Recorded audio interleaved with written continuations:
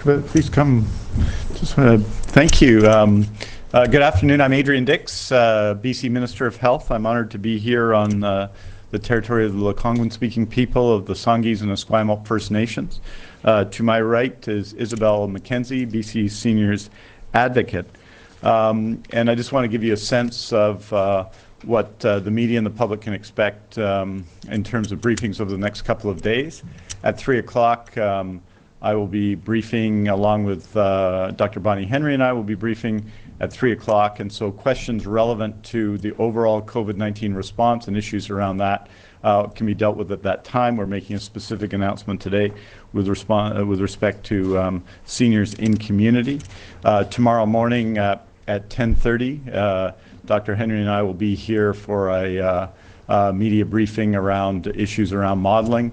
And there will be a pre-briefing for members of the media starting at 9 o'clock tomorrow morning. So that's what you can expect in the days to come. And as I say, questions relevant to, questions related to the overall response for Dr. Henry or myself can wait till 3 o'clock today. Most seniors live at home. We know this. We've taken very strong measures and will continue to take strong measures to support seniors living in long-term care, seniors living in assisted living, but a very significant number of seniors live at home, and these are challenging times for seniors living at home. We have throughout BC, and we have a network of organizations and volunteers in community that support seniors in community living at home, and those networks as well have been stretched in recent times. So last week I convened a committee that has done extraordinary and rapid work to put together a response to assist seniors living in community and also to harness in the safest way possible the enormous desire of British Columbians to support their neighbors, their friends, their communities. I get contacted every day by people who want to help and who are engaged in helping, and that is an inspiring thing in difficult times.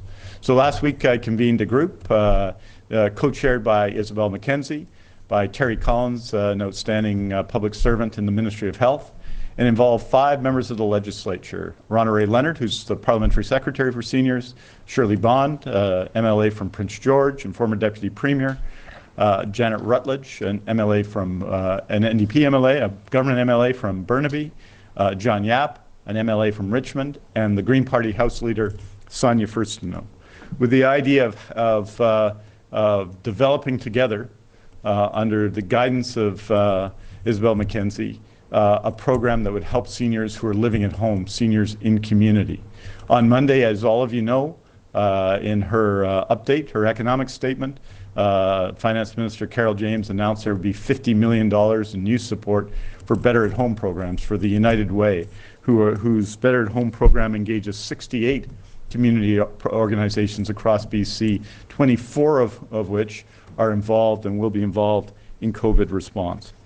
And so this work that people came together and have done is extraordinary work, and Isobel Mackenzie will be speaking to it in a minute, but it reflects, I think, the commitment of all people, and I want to thank all 5 of the MLAs, the team at the Ministry of Health, and in particular Isobel, for their involvement, for the speed in which they've moved here to provide some additional supports to address issues of isolation that occur. Because as we all know, people often, especially seniors, need to stay home to stay safe. But they need support in doing that. We can't let social distancing become isolation. And that is part of what we're trying to achieve today. So with that, with the details of the program, and just to put it in context, the person who will be in charge, Isobel Mackenzie, the other person in charge, Terry Collins, the board of directors will be the MLAs from all parties and from many regions of the province. Will be announcing our program, and this program to assist seniors living in community. I'd like to welcome Isobel. Thank you very much, Minister Dix. I'm Isobel Mackenzie, Seniors Advocate for the province of British Columbia. As you know, on March 8th, 2020, BC declared a public health emergency due to the COVID-19 outbreak. And I know that people across British Columbia are anxious and they're worried about their health, about the health of their loved ones, and about what the future holds. Seniors are especially worried about COVID-19. It is particularly serious for the elderly people and those with underlying health conditions. The Provincial Health Officer Dr. Bonnie Henry is asking all British Columbians to stay home, to self-isolate as much as possible, and when it is necessary to go out for essential activities, to stay at least 6 feet away from other people, and to not go out at all, even for necessities, if you are feeling at all unwell.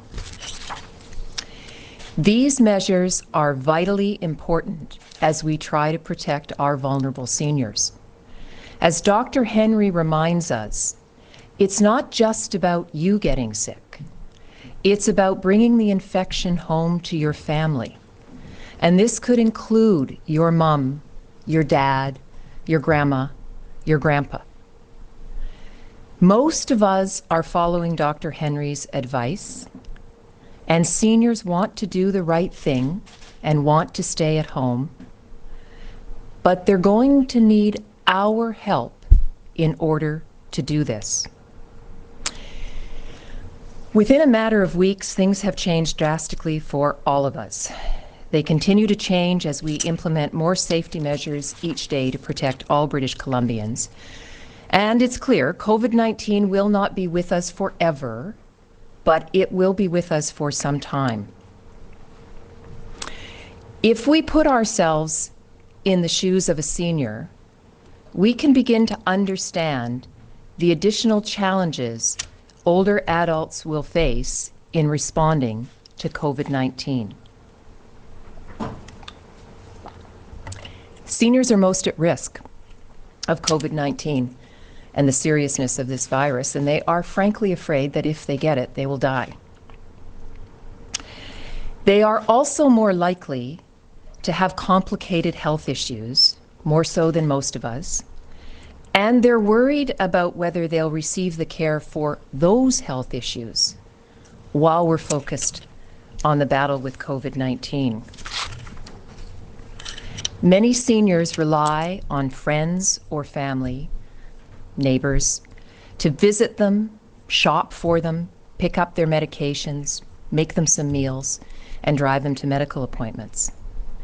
This support network that provides many of the essentials that allow seniors to continue to live independently in their own homes has been strained by the COVID-19 restrictions.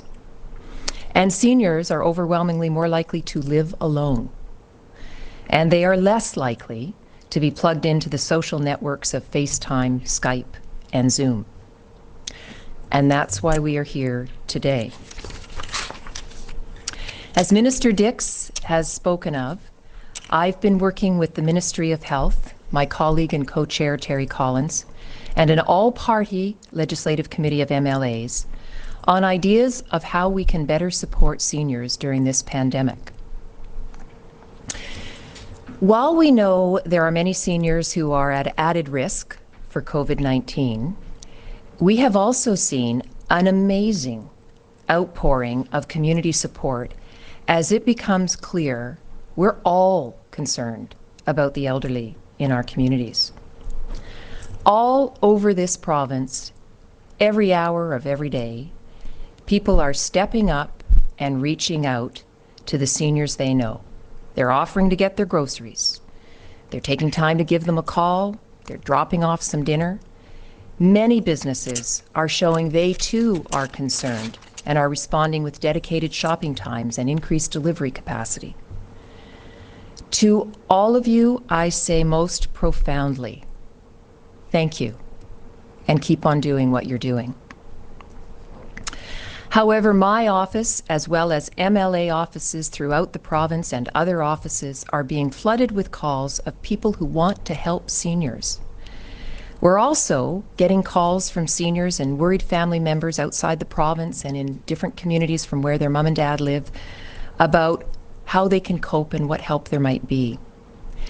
Connecting the people who want to help with the people who need help is going to be a key strategy in meeting the needs of seniors in the coming weeks. And together we have come up with a way to do this. The government has provided the necessary funds to expand BC 211. It's a 3-digit number, 211.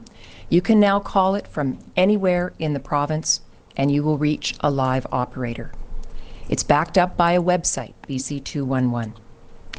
And they will manage calls from people who want to help as well as people who need help. So the message is simple. Wherever you live in BC, if you want to help seniors with virtual visits, picking up and delivering some groceries, picking up and delivering some medications, maybe dropping off a meal or two, call 211 or visit the website. And we'll try to match you up with a senior in your community who needs help. If you are a senior or the family member of a senior who needs help, getting groceries, getting their medications, staying connected, call 211 or visit the website. And we'll try to match you up with a volunteer or some kind of service in your community that will provide the help you need. In addition to the expansion of BC 211, the government has also increased funding to the Better at Home program significantly. And it's delivered by 68 different community agencies all across BC. They're getting additional funding to ensure that the core Better at Home services can meet the COVID-19 challenge. And 24 of these agencies have been designated as COVID response agencies. And they will be resourced to meet the new demand from the increased number of volunteer and client screening and matching processes that will happen. They will cover all of British Columbia. So after receiving a referral from BC 211, Better at Home will work to match seniors with volunteers and to support them through the COVID-19 crisis. Services available right now to seniors include meal delivery, help with cooking, delivery of groceries and medicines, wellness checks, calls, and visits. These supports will go a long way in helping seniors stay safe at home and to relieve the anxiety and worry that many seniors are feeling. My message to BC seniors is simple. Please do not be afraid, but please stay home and let us help. We want to help. Your kids, your grandkids, your community, every one of your elected officials at every level of government want you to be safe, and we are here to make sure that you're supported. Please, let us pick up your groceries. Please, let us get your medications. Please, let us give you a call each day. Please, let us know if there's something you need. Let us drop off dinner. If you're one of the tens of thousands of seniors who are normally the ones volunteering and helping, give 211 a call. You can help out with virtual visits, virtual calls. But please, now is not the time to be out and about in your community. You can help us all by letting us help you. It's not forever, it's for now. If you need help, call 211. If you can help, call 211. I would also ask that in showing our kindness to one another, we also show a little patience as we roll out this program.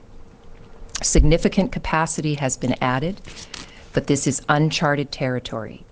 If you can use the website, please do so, and know that we are monitoring call volumes and will try to make necessary adjustments. We simply don't have the luxury of time that is necessary for perfection. And now I'll turn it back to Minister Dix, or I am open to any questions. Just big questions. Yeah. Okay. So as a reminder to callers on the phone, you can press *1 to enter the queue.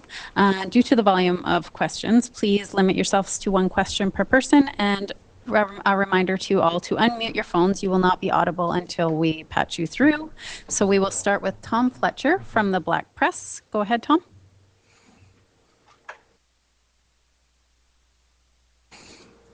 Okay, we're going to move on to Brishti Basu from Victoria Buzz. Go ahead.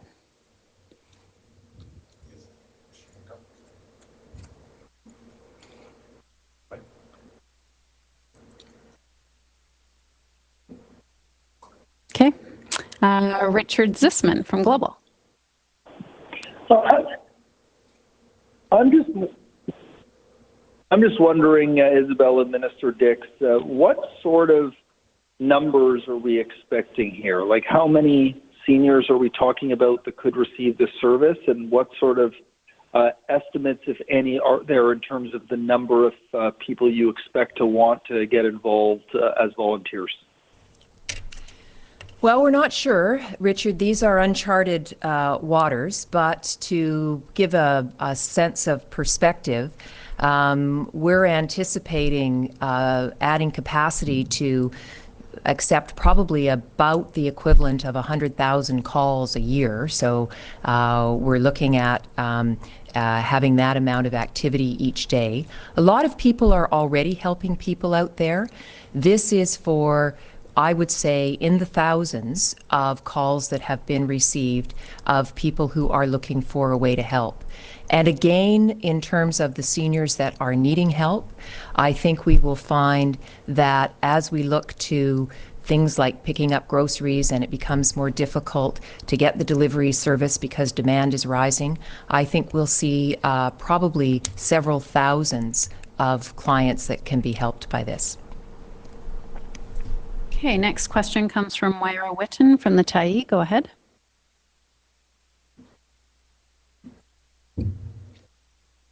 Good afternoon, Ms. Mackenzie. Thank you so much for your briefing. I'm wondering how this applies for seniors with language barriers who may have difficulty accessing the 211 services. Is there translation or other assistance available to make that easier? Yes, 211 currently has the capacity, and that will continue to deal with in the dozens of different types of languages. So a person who's not able to speak language or not able to speak English, pardon me, will find that translation available. And also 2 of the COVID responder United Way agencies involved are able to offer multilingual services. So they'll be, if they want to volunteer, they'll be able to talk to somebody in their language, and they will be matched, obviously, to somebody who also speaks only that language who needs those services. Wonderful. Next question comes from Georgie Smith from CBC. Go ahead. Hello, I just have a question about the Lynn Valley Care Centre for Minister Dix. What have we learnt from the way the virus has spread through the centre in particular, and how can you ensure families at other long-term care facilities, their loved ones won't face similar problems Georgie, if COVID does turn up? I'll look forward to responding to all the other questions at 3 o'clock. We're answering questions around this particular program on this call, but I'll be back within an hour and a half to answer that question and many others. And obviously the people at Lynn Valley, we've already seen significant support provided to that care home. It's obviously a very serious situation, but we'll be happy to respond to that question at 3 o'clock. Okay, Mike Hager from the Globe and Mail. Hi there. Thanks for holding an availability. I appreciate this is about seniors at home, but Ms. Mackenzie, you're here now, and I was just hoping for your thoughts on how Lynn Valley, which by all accounts from your office and your reporting appeared to be above average in terms of long-term care, how its outbreak was poorly handled and has become so deadly. What does that say about the wider sector and its preparedness for this virus? Thank you. Well, I think once we have gotten through this pandemic, we will be looking back at a lot of things and how prepared we thought we were versus how prepared we were, and whether our current processes around monitoring are sufficiently robust. And I think right now our focus has to be on trying to contain any future outbreaks that may be happening. And I think that there's a lot of work going on right now to try and ensure that we limit as much as possible any repeats of what we have seen at care homes like Lynn Valley. Next question is from Lisa Cordasco from CHLY. Go ahead, please.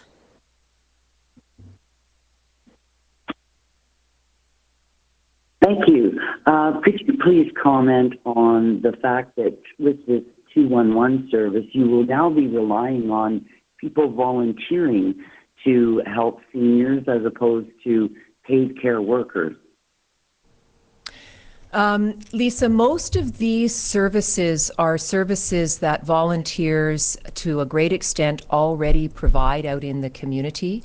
So this is around going and doing grocery shopping for people, now it will be virtual visiting versus friendly visits.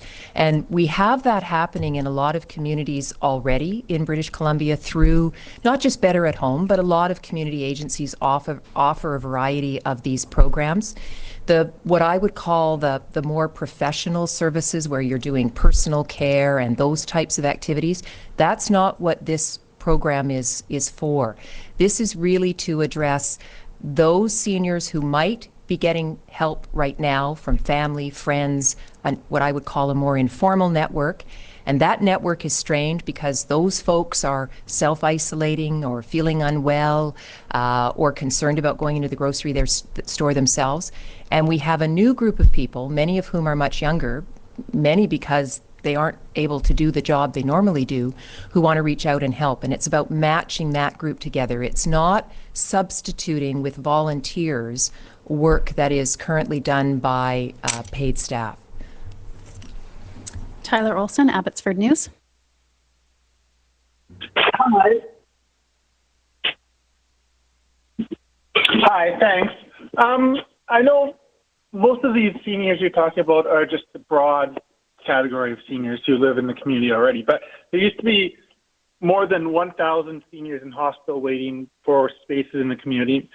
I imagine some of these are now home. Can you tell me do you have numbers on how many of those seniors, ALC patients, are at home versus have been placed in care homes or other locations? I'm going to turn that over to Minister Dix to answer.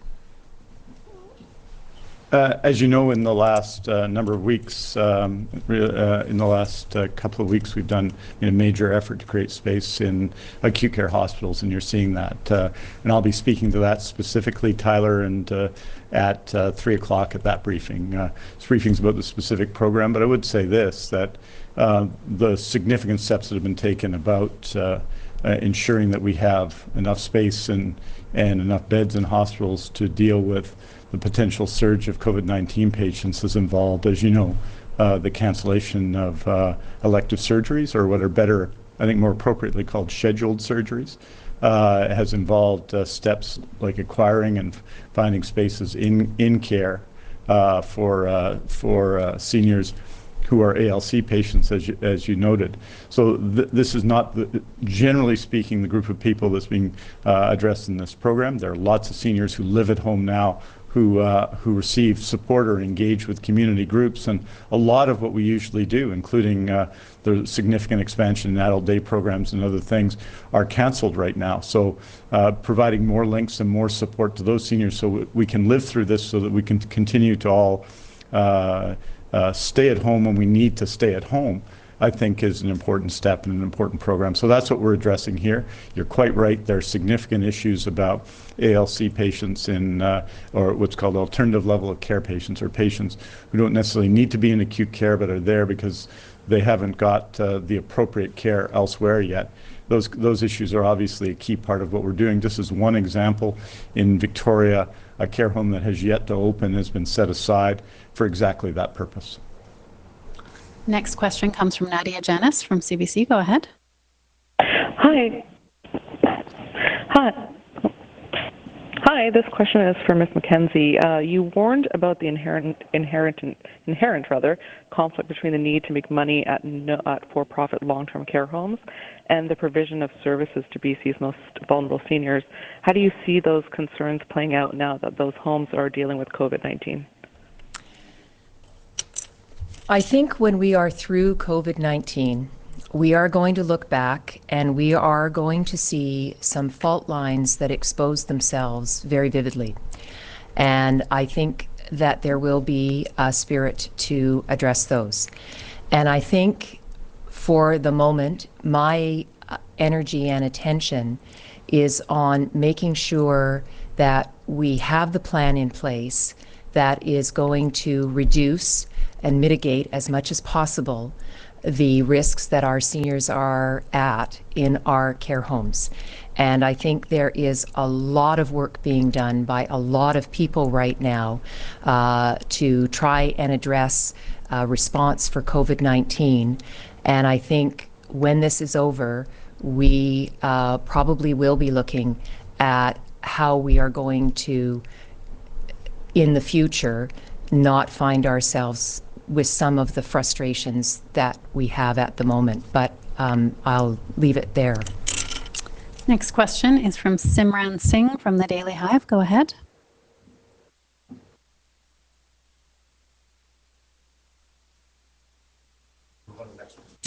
Okay, we're moving on to Michael Rodriguez from the Black Press.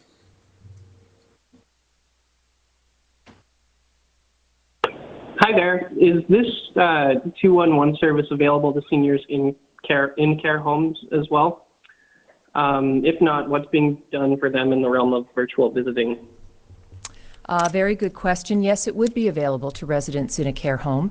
Many of them have telephones and access to telephones, and if they didn't, I would expect that the staff in the care home would facilitate that, and they would be able to call and be matched up with somebody who would have some virtual visits with them. Yes, very much so.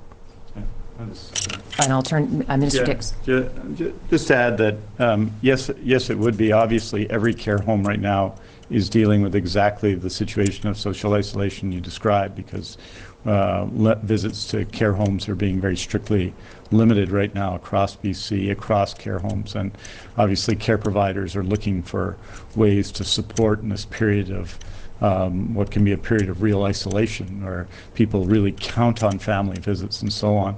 There's dramatically less of that, and that's a challenge for everybody who works in care homes everywhere in BC. So a lot of that part of it has happened already, but yes, potentially in terms of the calling and supports that would be available, although obviously all care homes right now are under very strict control, as you would expect. Next, we have Amy Smart from the Canadian Press. Go ahead, Amy.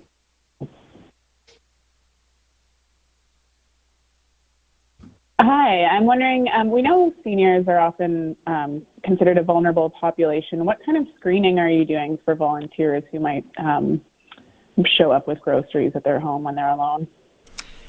Thanks, Amy. The process for screening volunteers is a process that's already in place in the community. And so we've expedited some of the processes, particularly around the criminal record check. So everybody will have to have a criminal record check. We have made arrangements with attorney generals to expedite these, and they do have the capacity for virtual identity confirmation.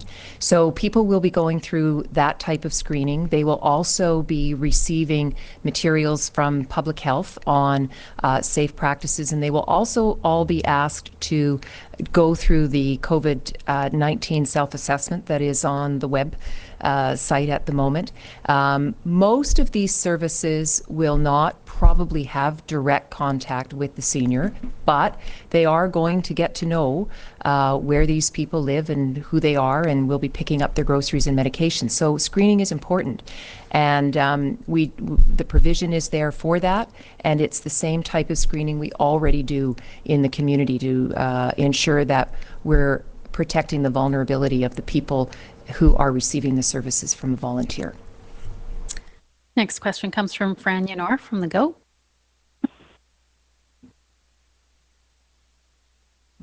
Hello, Minister Dixon, Ms. Mackenzie. Ms. Mackenzie, I just wondered, rural areas have a tradition of strong volunteerism, and I wondered if you could speak to some of the challenges and strengths maybe that the 211 group has found in trying to roll this out in the rural areas, particularly the north.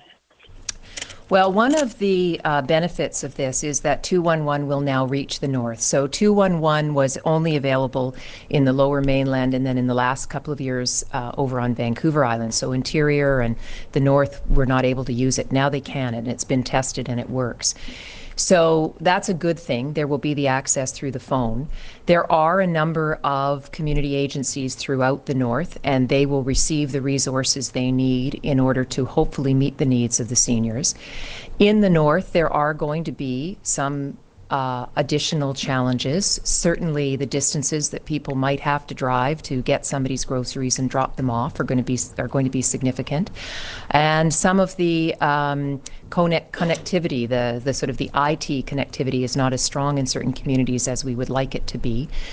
But as you've identified, people who live in rural parts of British Columbia in the north are resilient, and they cope in a variety of things with weather-related isolation and are perhaps a little bit more prepared in some ways for dealing with this. But there are certainly some additional challenges. But the benefit now is they can call 211.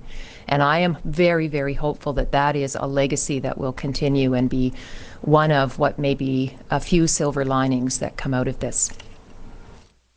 Great. Next question comes from Scott Brooks with Moose FM. Go ahead, Scott. Yes. Hi. I was just wondering, how much specifically was put towards funding, like in terms of funding to expand the 211 service and the Better at Home service? You saw the announcement on Monday, Scott, and it's the money was $50 million. Okay, we have time for a couple more questions. We're going to go to Colton Davies with CHNL. Hi, Ms. Mackenzie. Sorry. Can this 211 service, just to be clear, can it help people with banking as well? I ask because we've heard from some seniors around here in the Kamloops area who are concerned when it comes to paying some bills in particular and confused about limited hours at banks, don't have internet at home, and are trying to stay home and also don't know how to use an ATM if they were to go when the bank's closed. Thank you. So the short answer is they might be able to. So BC 211 is a very robust system. When you call 211 and you get the operator, this is just one piece. This has been an additional piece we've added to it. They have at their fingertips a repository of information. They have something like 8,000 different agencies and conduits to things throughout British Columbia. And so it is possible that they will be able to troubleshoot with the person phoning to be able to find what it is they need to find to deal with some of these issues. And it may be that there's a 1-800 number or website or somebody else that's dealing with that, and the 211 operator will be able to direct them to that. And our last question today comes from Shannon Waters with BC Today. Hi. That message is so weird. Hi, Ms. Mackenzie. I am wondering about a poll that we saw that came out earlier this week that suggested that older men in particular are least concerned about COVID-19. And there's also some data that's come out previously to suggest that men are less likely to reach out for help, for community resources.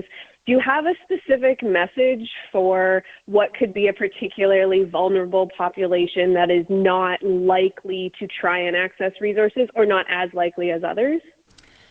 Yes, my message is let us help. And let us help because if you care about your son or your daughter or your grandkids, let us help. We want you to be healthy. And don't be stoic about this. And don't be proud about this. It's not forever. We want to help. Please let us help. It's how you will help us help you. And it's not an insignificant hurdle, Shannon. Certainly in my years in community home care, this is not new, this resistance to help. This is a time-limited phenomenon that we have here with COVID-19. And so I'm asking just for this little bit of time, please don't be so stubborn, and please let us help. Wonderful. I think that's it for today. Thank you very much. Thank you. There you go. All right, That'd be great.